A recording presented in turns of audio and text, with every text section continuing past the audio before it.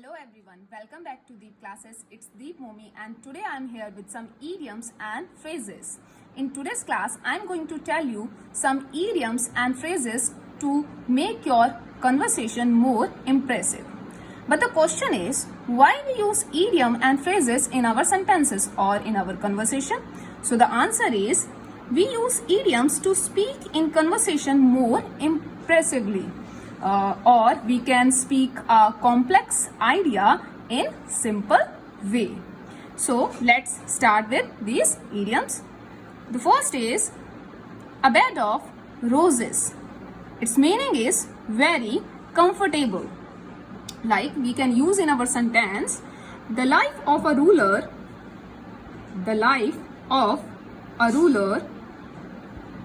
is not a bed of roses. Meaning कि ruler की life इतनी आसान नहीं होती, यानी कंफर्टेबल नहीं होती.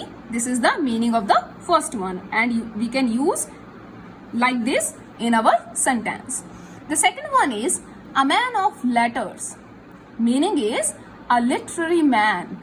एक ऐसा पर्सन जिसे बहुत नॉलेज हो, जो विद्वान हो.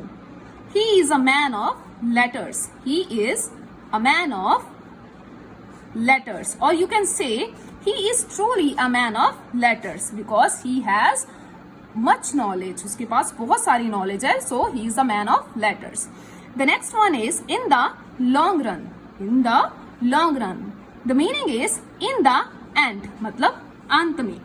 So we can say the effect of growing technology will be seen in the long run. कि जो आजकल टेक्नोलॉजी ग्रो हो रही है उसका हम इफेक्ट कहाँ देखेंगे? लॉन्ग रन में, यानी एंड में दिख जाएगा या देखने को मिलेगा. The next idiom is in the prime of life. In the prime of life का मीनिंग है इन यूथ. सो मतलब अपनी जवानी में, in youth, when you was young. So we can use in this way, I was a careless person in the prime of my life. I was a careless person in the prime of my life. The next is kith and kin. The meaning of kith and kin is near relations. You can say even kith and kin leaves you in your hard time. मतलब जो आपके near relatives होते हैं वो भी आपको hard time में, यानी डिफिकल्ट टाइम में छोड़ देते हैं. Next one is on behalf of. I think you have hear it many times. On behalf of इसका मतलब होता है फॉर, मतलब की और से. We can use in sentence like I want to thank you behalf of my family. मैं अपनी फैमिली की ओर से आपको थैंक यू कहना चाहता हूँ. The next one is a child's play. A child's play means an easy work. An easy work. So we can use in this way, it's not a child's play to complete this project within 2 days. Someone is saying कि ये बच्चों का खेल नहीं है कि इस project को 2 दिनों में पूरा करना. इस प्रोजेक्ट को 2 दिन में पूरा करना कोई बच्चों का खेल नहीं है. So this is the meaning of a child's play and easy work. The next one is at one's fingers and. At one's fingers and मतलब through knowledge. किसी की उंगलियों पर रटा होना. लाइक किसी की उंगलियों पर रटा होना. Like all the rules of analysis are his fingers end. सारे ही रूल जो हैं और एनालिसिस हैं वो उसकी उंगलियों पर हैं, उंगलियों पर रखे हैं. मतलब उसे ऐसे ही याद है, वो आप उससे कोई भी रूल पूछ लो वो सुना सकता है. So the next one is by leaves and bound. By leaps and bound का मतलब है very rapidly.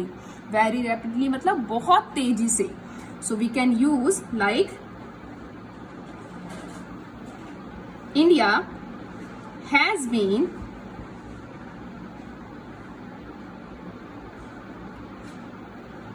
progressing. India has been progressing by leaps and bounds. यानी इंडिया बहुत तेजी से प्रोग्रेस कर रही है by leaps and bounds. The 10th one is ways and means. इसका मीन्स होता है resources. Resources means साधन. So we can use in this way. Firstly, find ways and means to achieve your goals. आप किसी से कह रहे हो कि पहले resources ढूंढो, ways and means ढूंढो अपने गोल को पूरा करने के लिए, अपने गोल को प्राप्त करने के लिए. The next one is to get rid of. It is very common in daily speaking. To get rid of मतलब take action to be free, किसी चीज से छुटकारा पाना, ठीक है. I want to get rid of my bad habits. मैं अपनी बुरी आदतों से छुटकारा पाना चाहता हूँ. The next one is a bird's eye view. A bird's eye view अगर हम इंग्लिश में कहें इसका मीनिंग an overall look. अगर हिंदी में कहें तो इसका मतलब होता है सरसरी नजर, like to see like a bird. जैसे एक बर्ड देखती है तो उसी से देखना, मतलब एक ओवर लुक लेना पूरे किसी भी थिंग का, किसी प्रोजेक्ट का, किसी सिटी का. So we can use in this way. From the highest building of our city we got an amazing birds eye view of our city. कि अपनी सिटी की सबसे ऊंची बिल्डिंग से हमने अपने सिटी का एक ओवरऑल लुक जो था वो देखा. The next one is to burn the candles at both ends. यानी इसका मीनिंग अगर हम देखें तो निकलता है कि मोमबत्ती को यानी कैंडल को दोनों साइड से जलाना. But the real meaning is to spend money lavishly. ठीक है, किसी मतलब अपनी मनी को लेविशली मतलब बेइंतहा आप स्पेंड करना. ठीक है, बुरी तरह स्पेंड करना, बहुत ज्यादा स्पेंड करना. So this is to burn the candle at both ends. तो आप इसे इस टाइप से सेंटेंस में यूज कर सकते हैं. A person who burn the candle at both end comes to grief. You can use like this. A person who burns the candles